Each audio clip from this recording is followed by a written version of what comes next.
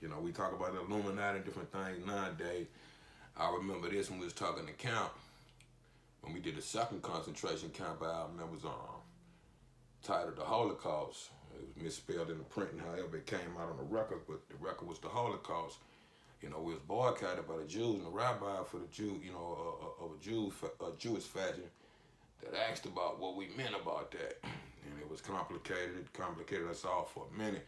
But I explained what I just explained about my birth, my granddaddy being in that war, the diary of Anne Frank, and if anything, not separating black from Jew, but relating that same modern day genocide for what we going on. I mean, all the way up to the coronavirus right now. You locked in your house like a concentration camp. So that's what I was saying. And once they recognized where I was coming from, they uplift that boycott and it never hit the masses, but maybe in a few magazines right in the beginning. But yeah, that's what come with, came with the concentration camp, man. How did you catch the attention of Master P? Actually, that same New Orleans, Baton Rouge evolution, I guess, he was kind of coming back home, back and forth when he was doing the thing out in Cali and Richmond, when he was building No Limit in the beginning, and eventually, spent a whole lot of time in New Orleans. Excuse me. In reference to that, we'll go back and forth, at least far as I know, and the first time I was seeing P going back and forth to like Cox Cable or whatever we was doing for the evening in New Orleans, editing videos and commercials. Some things we had in Baton Rouge, some things, it was, New Orleans was a bigger city and an infinite city. So in that evolution of whatever, C-Loc and Master P being the CEOs of both companies, No Limit and C-Loc Records, and they started conjoining forces. So us as artists, we'll meet each other along the passing. So somewhere along the line, it was a couple of albums Loc did. Who's Gonna Ride was the first solo. The second one was Whatever. And by that time, the more on the Whatever record, you'll hear certain members. Me, myself, I was on the first record in Lee Time, then me and Lee Time, and eventually Lay Low with The World of Noise, Max Manelli, and Jay Vaughn and Big Happy Perez that produced nowadays for Miguel and Baby Bass. So I remember when we was, with Beanie Weenies, that type of thing. And so to be able to see that and everybody growing to their own thing, minus the bitterness, I remember seeing that in the midst of that morphing.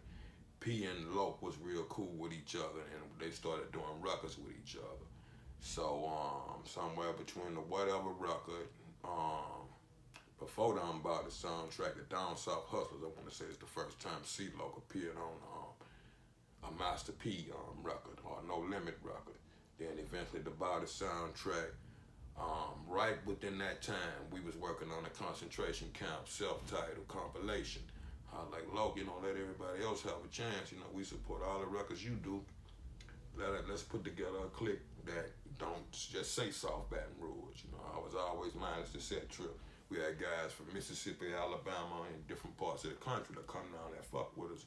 New Orleans and everywhere, and we all morphed. It wasn't just our hood. It started in our hood in other parts of the city and different things. So I wanted that type of infinite umbrella where, it ain't no one thing. I always say this to Blood and Crip partners alike.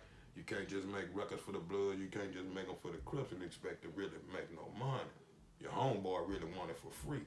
Right. So we looking at that dynamic. That's how I was thinking, more universal, as far as the world here again being a concentration camp. So let's spread the word, spread the knowledge, and let's stay one with each other, and to each his own at the end of the day. But that was my whole effort toward that whole, concentration camp process.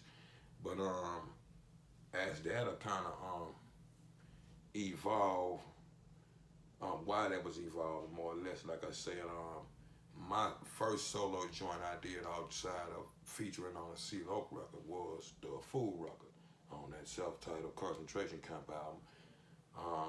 In the way I got it, P loved the record and offered me to do a remix with it, with a possible deal with Priority Records, video, the whole nine. Off I couldn't refuse.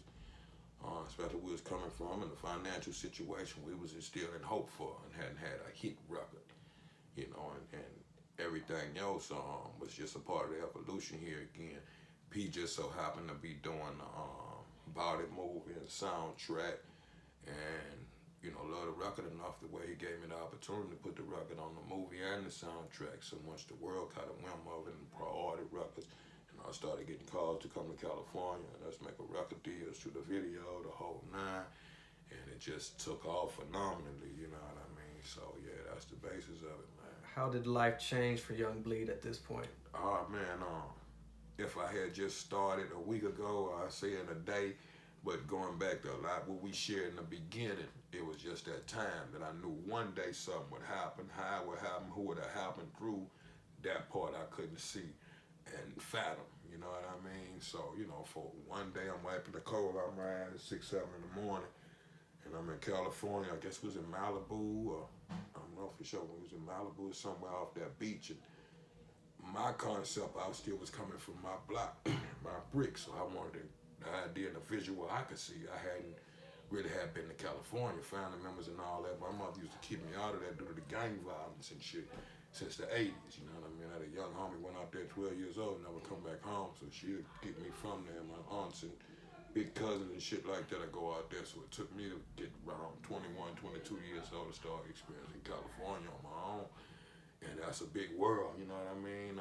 For a while, I didn't smoke or drink, and I was just blown away. Everything you see on TV now, it give you a certain haze and a dizziness. So at 21, 22, you ain't worry about somebody killing you. That shit blow you. You have a brain aneurysm, your heart in your head, you can't maintain. So I had to get grips on California, see how to maneuver and move around. But life changing. You see what I'm saying? I'm at the point where I could say fuck it and go. I can't go, but you can't say it. Go back to what? Right. So it was guys like Too Short when I first got there say, Bleed, you supposed to be out here. I know where you come from, and I'm a chemical plant, and that stuck with me for life. So them OGs, you know what I mean? That type of thing, you know what I mean? That I saw around me, and that blessing, and a dream and a vision coming true. And here again, you could pray for something. Be careful what you ask for, you just might. My mom used to always say, God could pour a blessing on you so much that you don't have enough room to receive it. So it was that type of thing. But yet confusion. I'm a young kid trying to figure what my money is and what's right, who to trust, what was it moving so fast. And, a little different than Baby Baton Rouge. So I had to, like I said, grow accustomed to that.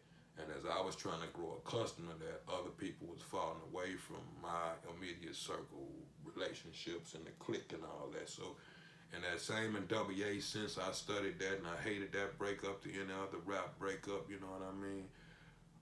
So I studied tried not to be that, you know what I mean? But I learned at the end of the day, it's individual purpose to each his own. So, you can't hold nobody's hand both ways, especially grown men. So at the end of the day, you know what I mean? I found myself and just to what my second record became. On my own in that sense, where it was people around me, but realistically everything was kind of falling apart from me, and there was nothing I could do about it. Now I'm in the game, so I got to keep up my repertoire, out of sight, out of mind. So I went back. I made only 2 major solo records on Priority Records. For a lot of people thought that I signed directly or whatever with no limit. Priority caught a glimpse of that, and they offered me a deal on the strength of P. You know what I mean? But I, did kind of what Ice Cube did, leaving NWA, left the concentration camp and went straight to Priority Records as a solo artist. So I was destined for 7 records. It was in the contract, but they had their great foes somewhere in 2000, 2001. I'm in that shuffle recording my 3rd record, and now I'm forced to go back independent because there's nothing I can do with what's over my head. So, that's the basis of me. I come from an independent game. It's like climbing a mountain, reaching the mountaintop. My record had reached, it sold gold in 3 weeks. And I want to say the Body soundtrack was probably platinum before I even released. So it come off a platinum alley-oop record into my gold debut in 3 weeks and #1 Billboard hip-hop and R&B and like 10 or 12 or something on the pop chart.